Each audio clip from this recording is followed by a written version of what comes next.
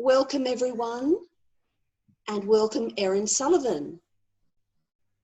Erin will be presenting a Zoom meeting today on the Gr.X and T-square, developmental tension. Drawing upon her major configurations, complex patterns, materials, Erin will focus on the Gr.X and T-square. These are great because they cover all the modes, the modus operandi, the way you operate in life, cardinal, fixed, and mutable, and not the trines, which are made up of the same element. You can find more information on her website, erinsullivan.com, where you will find 2 training courses and hundreds of MP3s. So welcome, Erin Sullivan. Thank you. I'm so happy to be back with our classes here on the Zoom meetings. It's one of my favorite things. So I'm going to go, first of all, I'm putting up the chart of right now, basically, except for, of course, Santa Fe. And because we're talking about grand crosses and T crosses, we've been having a major T cross for a very long time. And it's Jupiter opposite Uranus squared by Pluto. Now, I think I talked last time about the evolution of the Uranus-Pluto conjunction from the 1966 period, the mark, let's say, of the actual 60s, the famous 60s, which are now 50 years old, which is in fact how long it takes the Uranus-Pluto conjunction to form a first quarter square. In other words, this is the first quarter that first square that a conjunction will make. It'll move to first quarter, then at some point it'll be in an opposition, then it'll be in a last quarter square, and then it'll be back to a conjunction. Don't hold your breath and don't worry about it because it won't happen while we're still alive. That's the way it is. I mean, I don't expect to live another 50 years. Oh, please. So here we are with a major grand square that had in cardinal signs from Aries to Libra to Capricorn that has been hanging about for months, and it's been promised for longer. And it's in the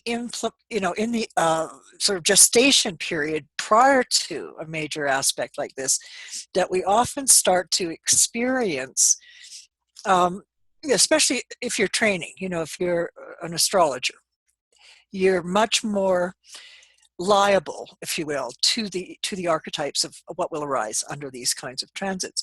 And, we all know what's going on in the world. None of us are ignoring anything. And we do know that this is, because last time I talked, with you guys about the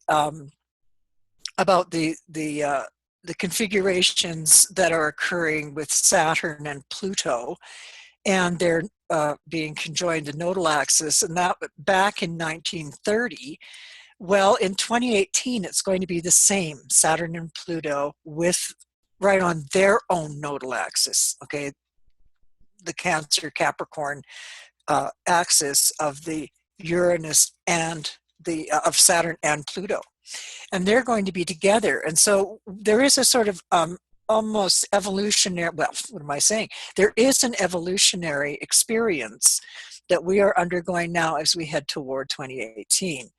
And I did have a picture of it on the last Zoom meeting. And so we're, experiencing what I would have to call is Pluto on the nodal axis of both Saturn and itself, and involving a square to Uranus and Jupiter, which are implicated in that. And I actually read, because in the morning what I tend to do is I skim through, on my iPhone, and I look at the news. And I did get a terrific article, I found it on HuffPost, of 1930 being the worst time on planet Earth. And I thought, oh, great, here we go again, because it was exactly the time that I had showed the nodal axis of the planets Pluto and Saturn being in the 1930s and then repeating itself again in the 2018 of being on their own nodal axes, not our moon nodes. So we're really looking at probably one of the most intense periods of time, and so it's kind of interesting to look at hard aspects, as they're called, because I put this picture up because first of all, I really like it. I drew it up myself. I have so much fun creating these pictures. But you see, we're looking at harmonics. Now, harmonics are exactly what they sound like. We all know what harmony is. And it goes back to the old Pythagorean school of mystery, where the harmonics were considered to be the music of the spheres that we could hear if we were very, very clear and high and in place. We could hear the sound of various aspects, and the sound of a square versus the sound of a trine would have more of a what would be called cacophony in Greek, as opposed to symphony. Okay, a symphony is harmonious sounding relationship between various tones, whereas the cacophony is actually, well, kaka in Greek, interestingly, means bad. So it'd be a bad sound, crashing, sounding, timpanis going all the time. So we would have the concept of the whole astrological aspect are relative to the harmony of the spheres. And so I drew this in because it shows how these aspects really form in a sequence from the conjunction to the sextile, to the square, to the trine, to the quincunx, and to the opposition. And these are forming aspects, and they are called dexter, because they are applying, and dexterous means literally, right-handed, if you're dexter. If you then go from the opposition, and this is really important to start noticing in horoscopes. You don't have to, well, you do actually if you want to really learn it. Notice and see, well, is this a waxing, a dexter aspect, or is it a sinister separating aspect? Now, sinister means left. That's all. It means left-handed. If you're a left-handed person, you're sinister. If you're a right-handed person, you're dexterous. And so there's already some kind of discrimination going on there.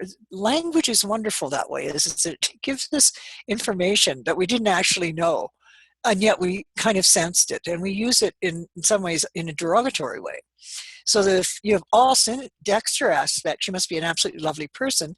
What if you had all sinister aspects? In other words, they're all forming after the opposition. In other words, let's say you have the sun, or let's say you had Pluto, and then the sun moves in 2 months to form a trine, and then in 4 months it forms a square to the sun here, pretending it's there, and then in 5 months it would form a trine to the sun will form a trine to Pluto. In 6 months it would form an inconjunct, a quincunx to Pluto, and then the sun will oppose Pluto at that point, all planets, by the way, that are between the trine aspects are always retrograde. The outer planets, Jupiter, Saturn, Uranus, Neptune, and Pluto are always retrograde between these points as the sun transits that part of the chart or of the sky.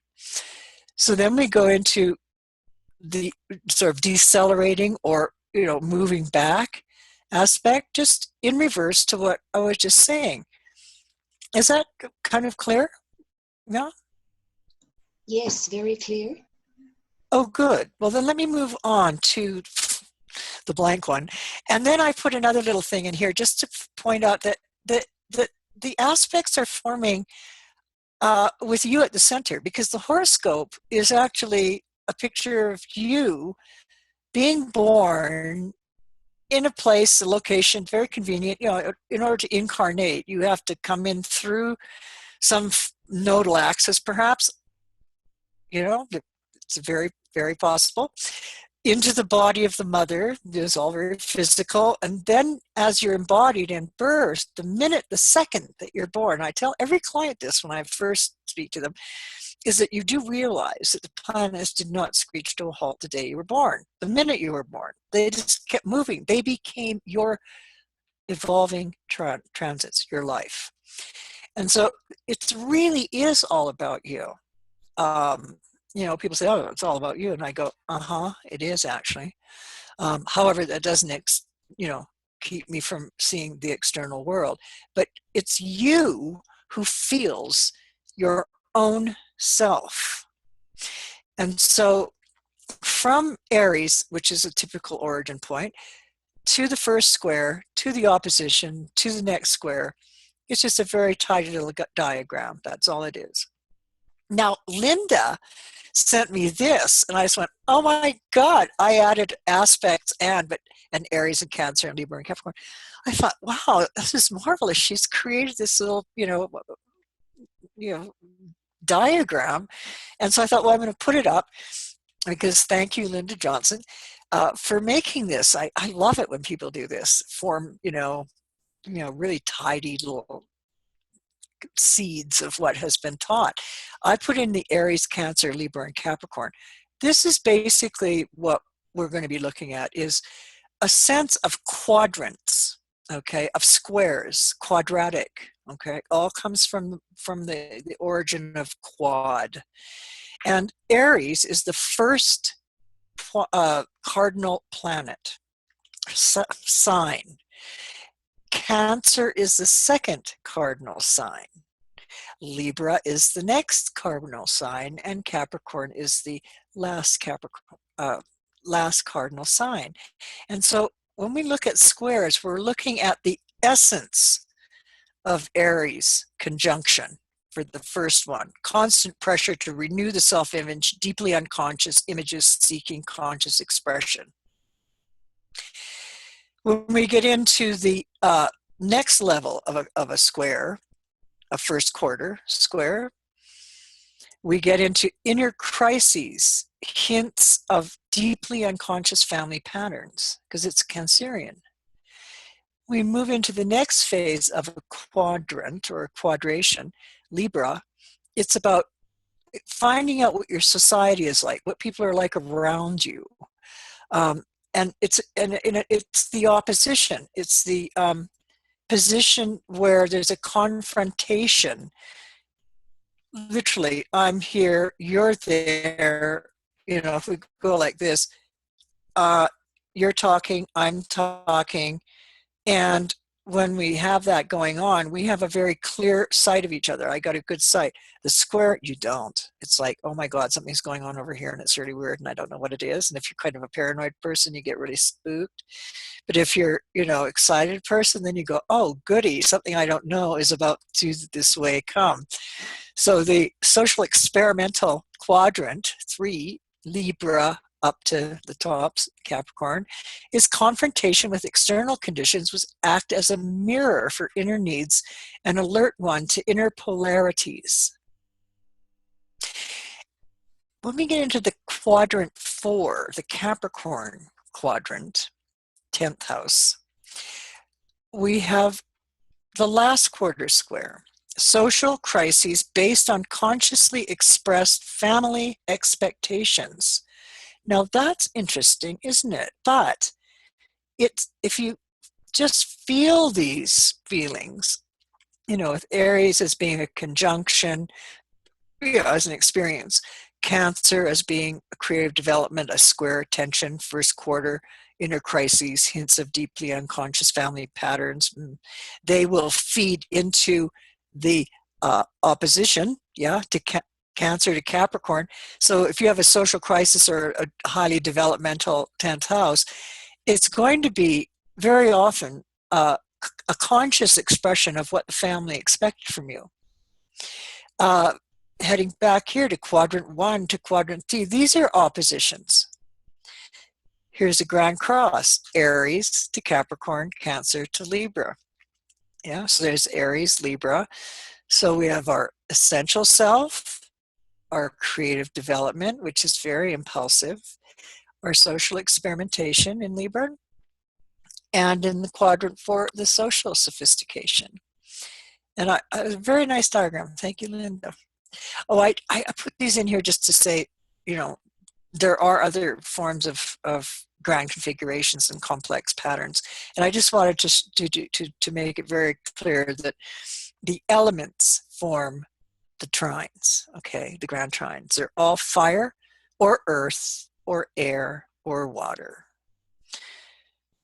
But what we're talking about today, and I squished this down just to let you know that I do in my course the whole lot of complex aspects. The tetradic or quadratic divisions of the horoscope involve cardinal, fixed, and mutable signs, because they all are in opposition and square to each other. And the cardinal signs involve this primal origin, very primitive as it evolves toward Capricorn, a social expression from Aries. But it has to do with our instinctive creative thrust. So all the cardinal signs are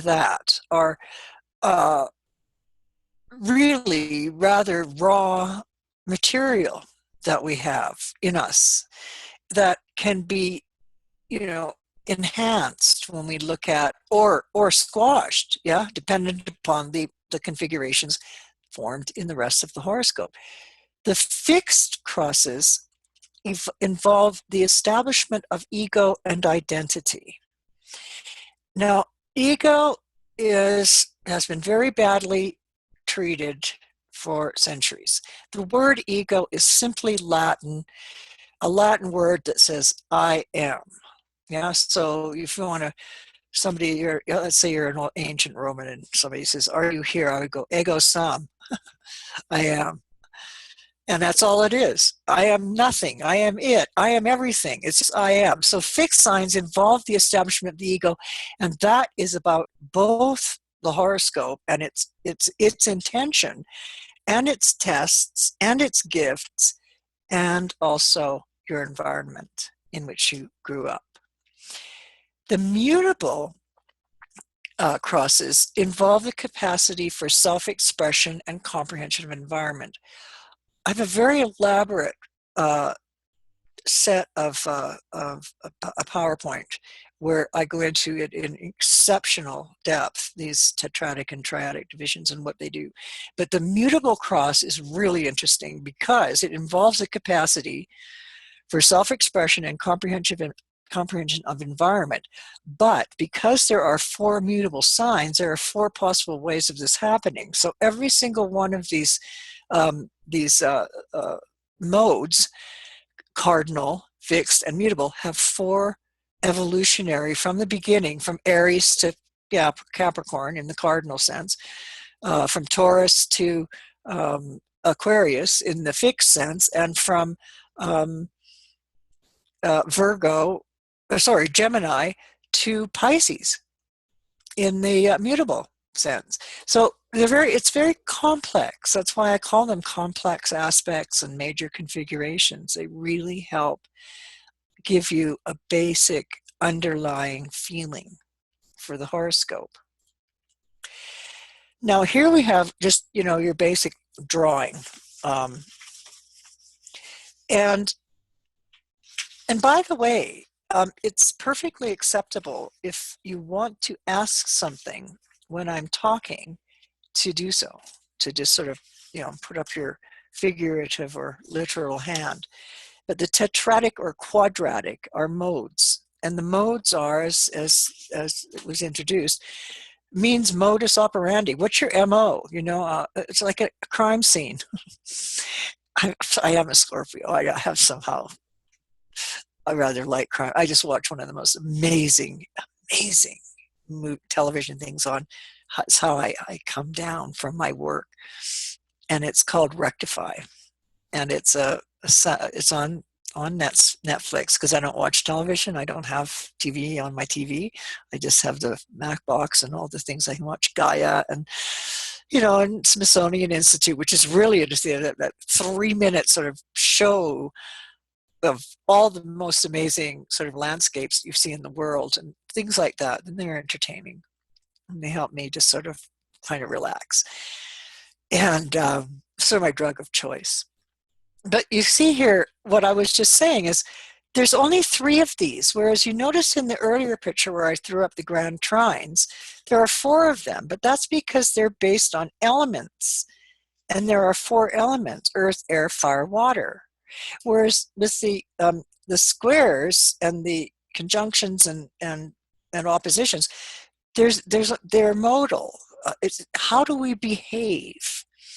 In what fashion do we bring ourselves out into hard copy? Yeah, because the reason I use the word developmental tension is, one, because Noel Till first used it. I mean, credit where credit is due, and I just love that description. Developmental tension. Wow, is that ever a creative way of thinking? And it's sort of like if you look around, unless you're Buckminster Fuller and you've created a, you know, dodecahedron, dome, you basically have a house that's built on squares. I mean, if you didn't have a meeting place in every corner of your house, it would collapse. And so we have to say, okay, partly the squares and the oppositions and the tensions of those actually keep me upright. And let's just see what we've got next. All right, now we get to more descriptive. Now, all right, so I'm looking at the T-squares. I'm going to go into these more deeply than my introduction. And that is that a cardinal T-square is a partial T-cross. A partial grand cross. Yeah, grand cross. Keep it in your mind, Erin. And when you have a T-cross, it is the making of a grand cross. I'm finding it very difficult to understand why I don't have a picture of the grand crosses. I told you, this Venus retrograde is really a drag. I'm going to blame it on that. Oh, well. Oh, yeah, I did show you a picture of the grand crosses. But so, okay, let's just go with the idea that a cardinal cross has to do with the formation of your basic, most instinctual responses in life. Aries, extremely experimental sign. It's interesting how an Aries, for instance, complex can form based upon how it is received by others. It's not really a self-centered, selfish sign. It's really very concerned in the deeper layers of the psyche, how it's being received. Because it's opposition, let's say, because it's Aries, this is Aries house, its opposing part, its face-off, its relationship is most intimate with the sign of Libra. And Libra likes to be liked. It's an important function in ourselves, in our psyche, to say, I really like it when people like me. And I want to be loved and appreciated. But if the Aries part of me is not very strong and is insecure, then I might come across socially as needy. And I think we understand that, just leaving it that. If it's a T-square, then what we're getting is a kind of oomph, bang. And it would be, it could be from, Aries, Cancer, Libra, or it could be Aries, Capricorn, Cancer, or it could be Libra, Aries. It could be any combination, because otherwise we'd get too complicated in this particular talk.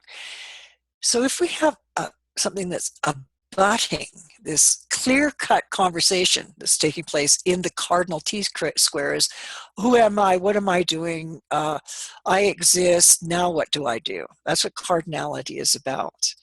It's about just simply being alive. Aries, Cancer, Libra, Capricorn. Very important signs, and also the houses they rule. Aries rules the first, Cancer rules the second, Libra rules the seventh, Cancer rules the fourth, Libra rules the seventh, and Capricorn the 10th. So I put little sort of important signatures up here because when you have a T-square in your chart, you will be experiencing what I would call the empty leg. But it's not empty for long, because every month the moon is going to come in and trigger that whole thing off into a grand cross. And every year the sun, and every so often a major configuration of one of the planets outside the boundary of our Earth, in other words, Mars, Jupiter, Saturn, Uranus, Neptune, or Pluto. As we go further out, of course, into the solar system, the longer they stay.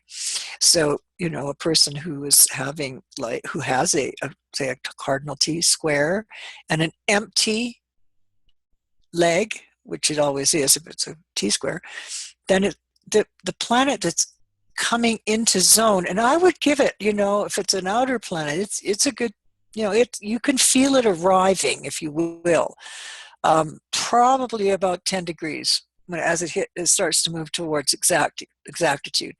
I actually like exactitude because I see it as being like a seeding, a gestation and a pregnancy and a birthing as it passes away.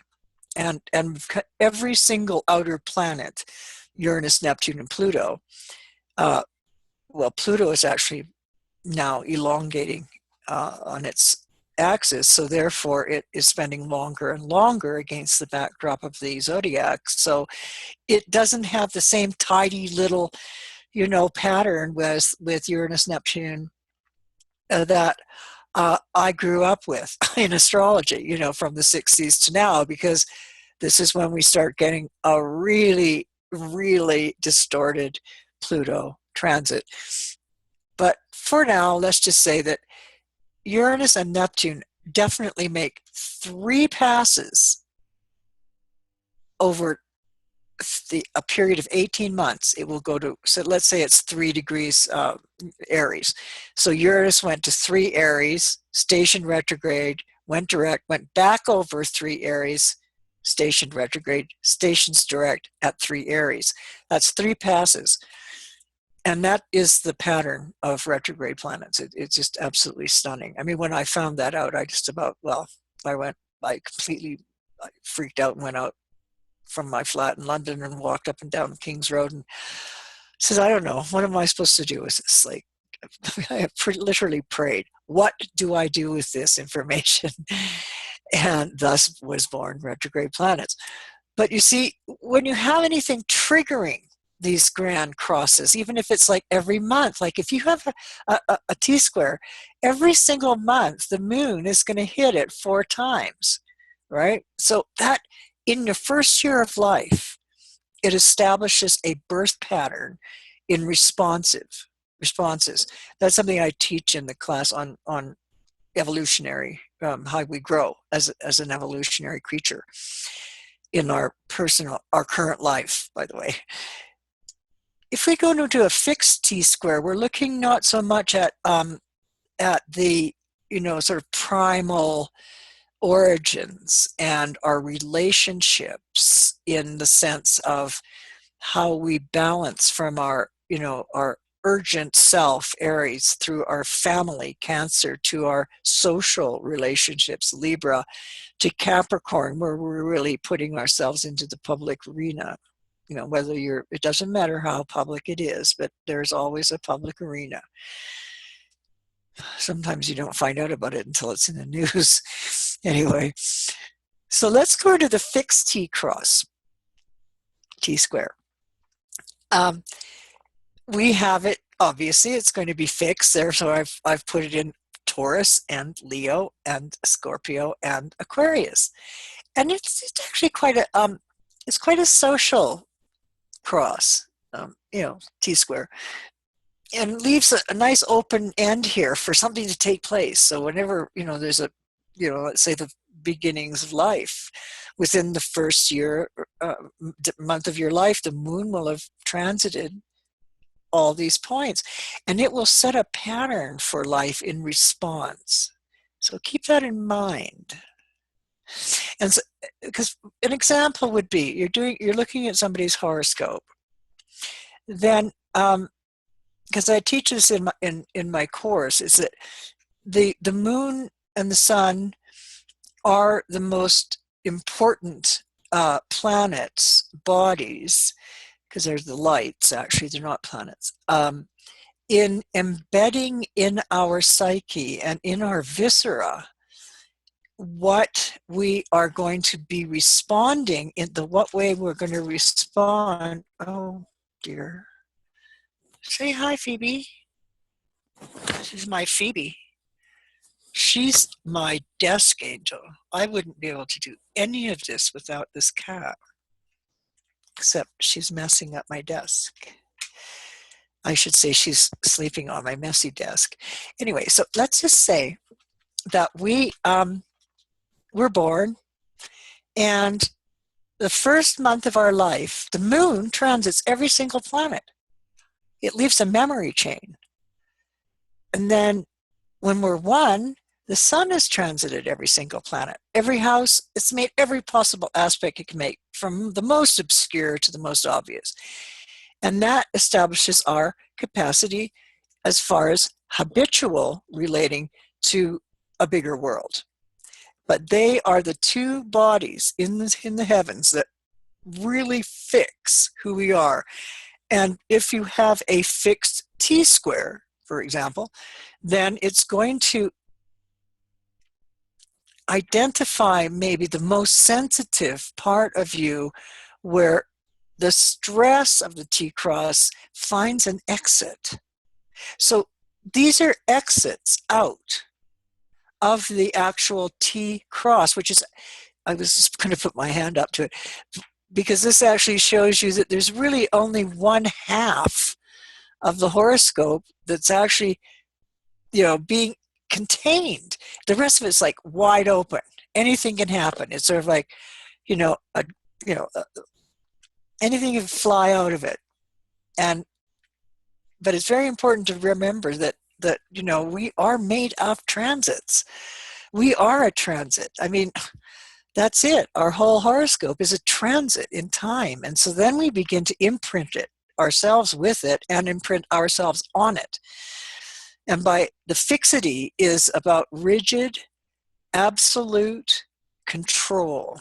It is so necessary for each of these signs, Taurus, Leo, Scorpio, and Aquarius, to feel that they have control over their lives.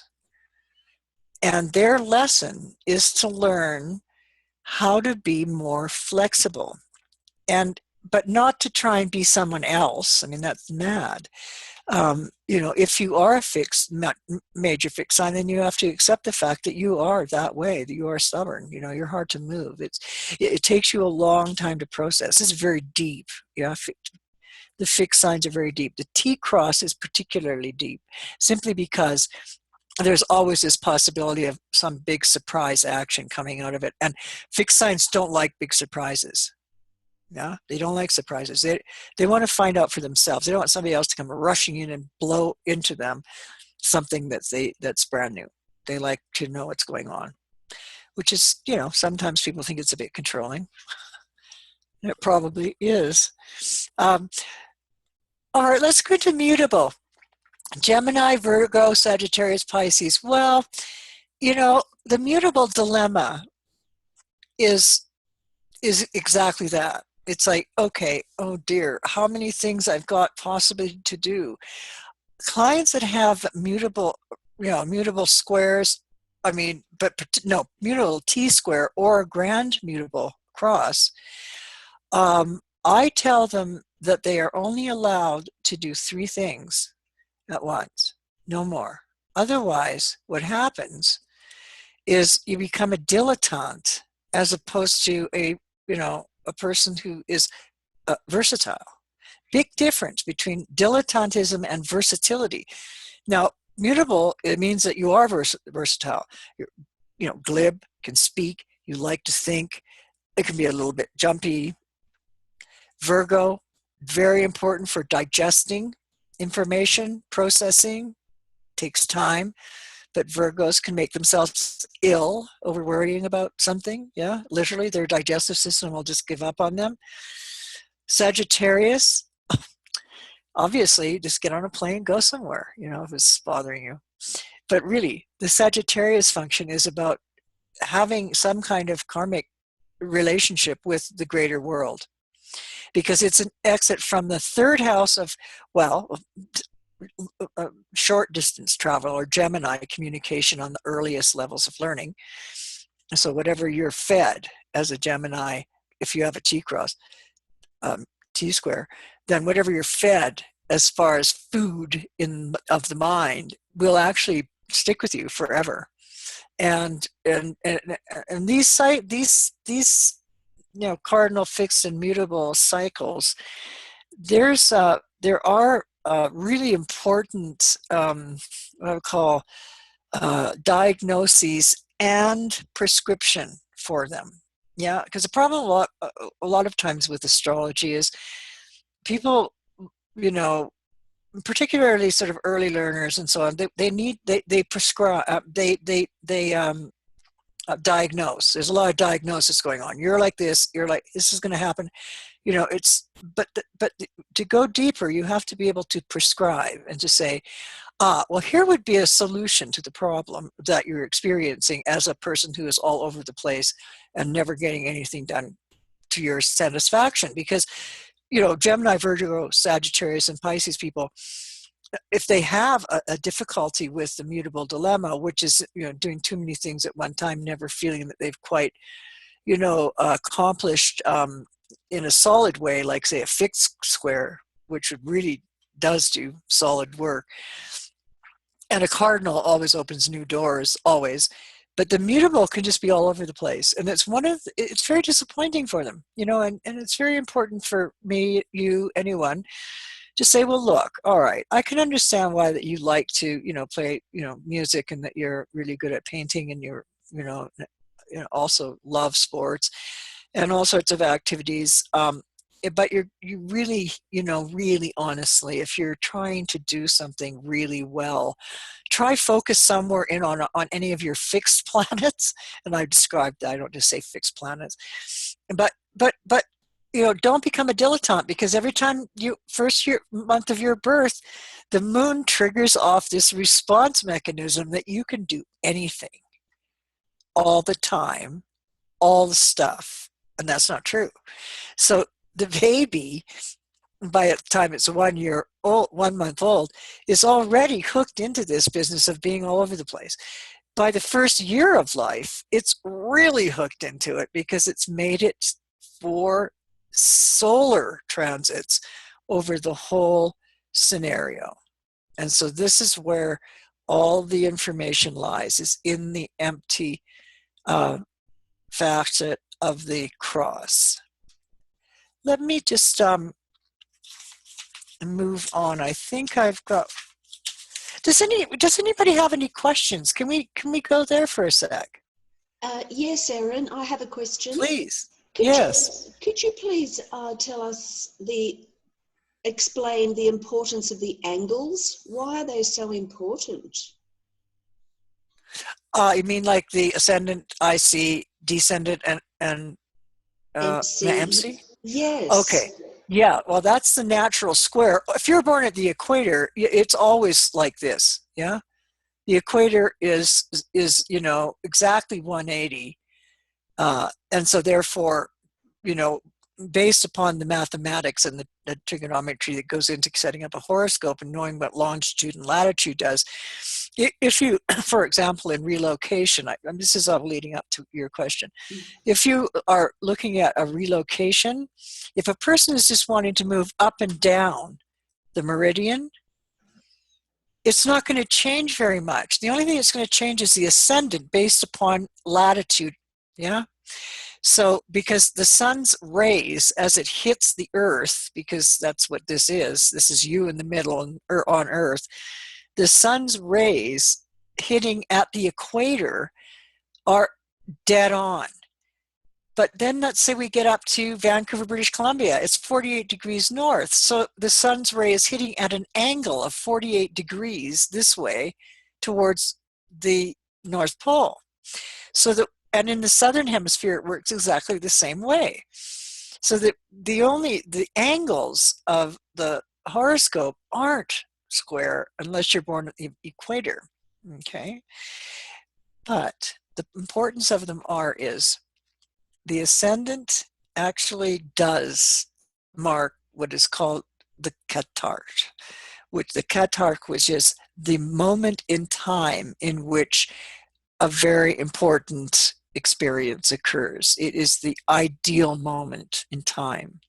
And so the ascendant has to do with, your externalization of self into the world, how you receive the world, how it treats you.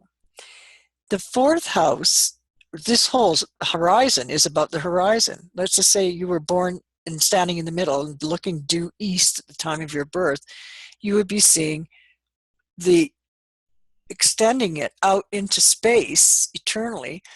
It intersects the zodiacal sign that we put on the ascendant.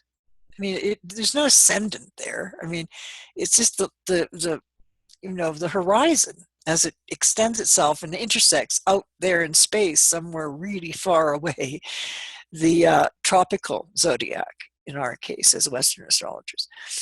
And then if you were standing as you were born looking due east or west, it would extend the line, the horizon would send itself out, and it would be hitting, obviously, the very opposite point. And so that's why we have, the signs. And these are intermediate houses are always a bit problematic because they're actually mathematical hallucinations. Sort of monks in the dark night, never even looking at the sky, calculate them based upon, various logarithms and so on. So that's why there's always an argument about houses. But they're real. I mean, they work. I use Placidus. But the angles are the cross of life. This is where you're sort of, to use a kind of a Christian metaphor, that's where you're hanging. You're nailed to this one. And this is how you have to live it out. And you live it out through the grand cross that is inherent in, let's say, an equal house system, if people do that, and they do. I use equal houses if there's no known time. I don't even dream of rectifying it. It's just ridiculous for me to consider. I don't think any of these methodologies are particularly useful to me. I'd much rather, because the thing that speaks more loudly than anything is the aspect, because the aspect literally means looking at, and aspects don't change much over a 24-hour period, except for the moon by 13 degrees. And you can live with that. But if you don't know a birth time, you do what's called a solar chart, putting the sun on the ascendant, and it will just give you, fixed houses like this. I mean, because this is very unrealistic. I mean, a real horoscope that people born anywhere sort of above 30 degrees north or south of the equator is going to have some angularity involved. It's just different. Did that help, or Oh, yes, yes. Thank you very much. That was actually very clear. Thank you very much. oh, good. Okay. Anything else that anybody's thought up that's sort of that they'd like to think of? Oh, right. I mentioned midpoints. Now, if you have a planet here and a planet here, okay, and they are exactly degree, minute, and second, the same degree, you're going to have a midpoint, and it's going to be on both sides. It's very strange. Let's say that one of them is 2 degrees of, in this case, Aries, and here we have 3 degrees of Libra.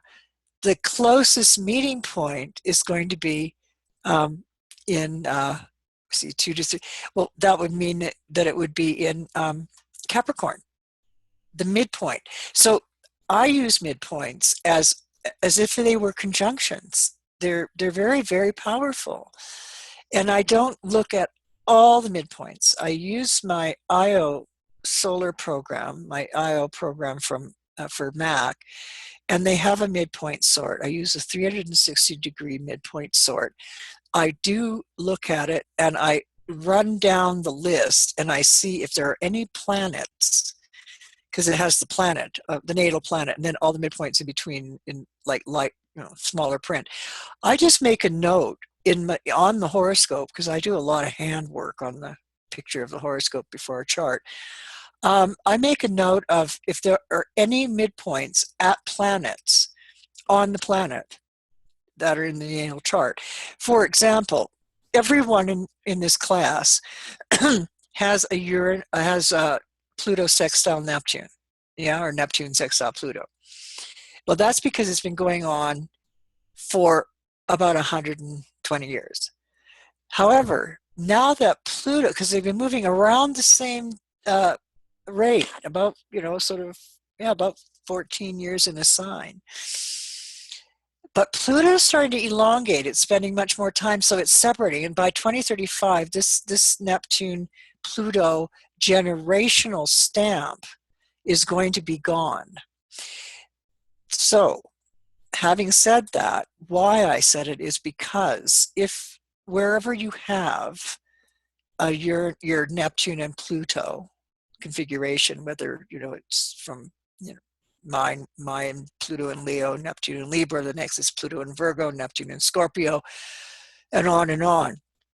In the between those two, there will be a midpoint that will describe your role in the generational circumstances that are going on. Make sense? Check it out. And it's always the midpoint.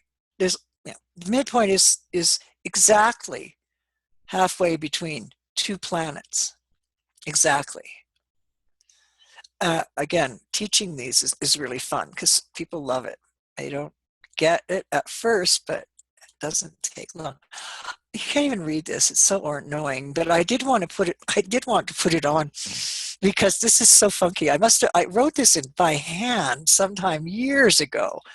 But it's another way of looking at the evolution from conjunction to opposition and opposition back to conjunction.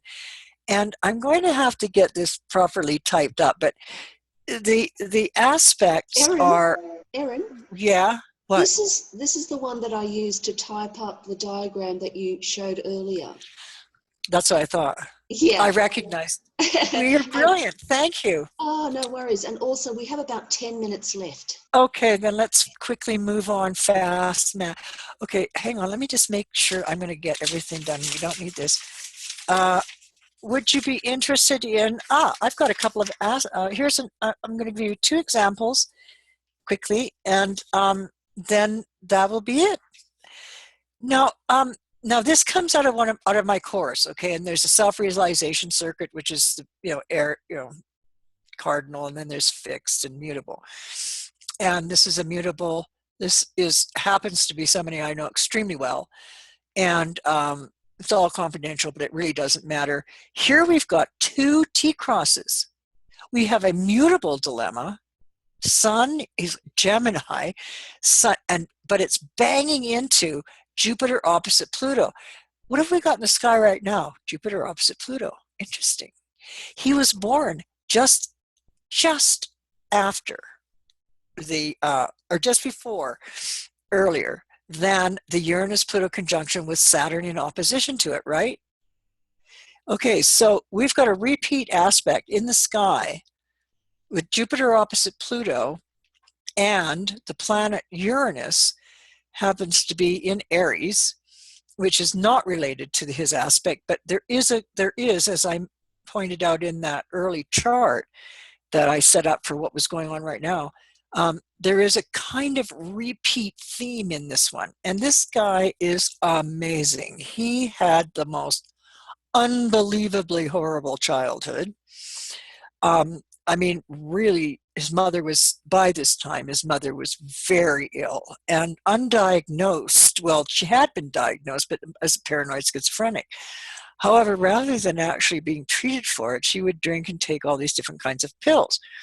And so when you have a drunk paranoid schizophrenic and they're flipping into the paranoid side, all sorts of nasty things take place in the psyche of the person, which is immediately transferred to the baby that was in utero with her. And this is the boy that comes out, right? He is an astounding person. Now look, also he has a fixed T-cross, but the thing about the fixed T-cross is it involves Neptune. And when he was born, Neptune was exactly on the ascendant. It was rising. When he was born, I found out, is his mother was given in the 1960s a drug called twilight sleep. And it was to reduce labor pains and kind of dull the mother, right? And so the baby is born drugged with Neptune rising opposite Mars squared by Saturn. So his earliest, and these are actually, though these are angular, we're not a second really minute from a real mutable cross from the 6th house to the 12th to the third. Okay, so he became, as one might suspect, a drug addict. He contracted HIV very early. He was, to the point where he just was gone. Yeah, gone. His entire child. He was also gay, so he was beaten to a pulp every day at school. Not a very nice story. Saturn in the 3rd house. How do you think your schoolmates like you? On the South Node, not very much. And so he's really, really abused by every possible thing, including, of course, himself. Because what are you supposed to do when you learn 3rd house, 12th house, 6th house, digest, and, your spiritual nature? What do you do when you're taught that? Well, you that's how you live. At the age of 50, because it would have been 48, he had a wake-up call. He'd had tons of wake-up calls, rejections, rehab, being in the Salvation Army, being homeless, just the whole thing. But he's like 1/3 Sioux, and as a result got involved with things like sweat lodges for spiritual, and because he was a twin flame, which is homosexual, he was the fire starter for and he was pinned at Sundance 3 times in the Dakotas during ceremonies of the Sioux. And so he went through a lot of spiritual development, but he was just so, lost and gone. And yes, there's a Virgo. Jupiter is excessive in Pisces and drugs, and, that's where he came from. Wounding through an insane mother and expelling it into the opposition to Pluto, which is very dangerous. He was at one point, when he was on the street as a rent boy, at the age of 14, which is probably when he contracted AIDS, HIV. He is, by the way, a statistic now, because he is 55 and he has never transformed. The HIV remains suppress. He's never gone into AIDS. And so he's part of a big research project. And it seems that, interestingly enough, though, the native population of our continent, they're more inclined to diabetes and such things, but they are less inclined for HIV to turn into AIDS. And this is the research. And anyway, so this fellow here, he now is a researcher he is completely clean, completely straight. He was rejected by the last person that was doing everything for him, and it was the wake-up call. And he got himself together over a period of time, doesn't even smoke cigarettes, and he's actually the head of one of the biggest outlets of medical marijuana as a manager. What a perfect way to use your life experience, to actually be selling legally. And this is in Canada, of course, naturally, wouldn't it be? And so that's what he does. Jupiter opposite Pluto, Jupiter Pisces, let's sell, heal people's wounds using, really deep medical experiences like sweat lodging, all with his sun and Mercury and just walking on the edge of death every minute, sun, vertex, and Mercury in the 8th house squaring Jupiter opposite Pluto. Excessive, everything that I've said has to do with it. His self-expression, Mars opposite Neptune squared by Saturn. Okay, Saturn bangs into the Mars-Neptune opposition. This is a suicidal kind of aspect. This is not necessarily slash your wrists and bleed to death, but just, you're dying. You're killing yourself every day. I mean, at one point he even said to me, he says, listen, I'm sorry, I'm going to leave the room. I got to go kill myself a little bit. And I said, oh, Christ. Okay, go. I'm here. And Saturn bang in it saying, my earliest input was, you're not going to make it.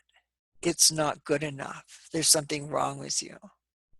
So his whole origins of being, as you've read here while I'm talking, is that we end up with a very, very disturbing setup, horoscope. But it has an excellent ending, and that is that this is one person who is an example who survived. And he survived a mutable dilemma and a fixed, addiction. Yeah, addictive personality. There's a little sociopathy there still. You can't grow up like that and do what he did without having a defense, interior, immediate response defense mechanism and anxiety about other people loving you. I mean, that is one of his biggest issues is relationship.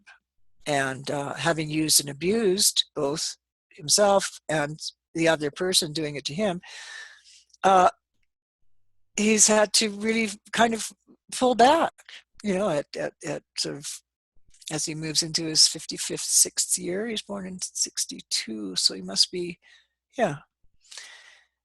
So there's my example of a success story of someone who couldn't have more difficult, challenging patterns, and being born with his mother screaming.